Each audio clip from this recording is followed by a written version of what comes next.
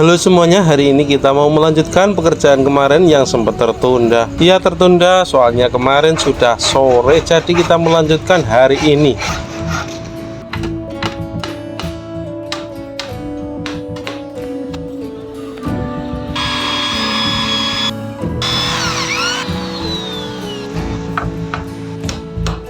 Temenku boyoen dan satunya lagi makan bakso dicampur dengan kuaci.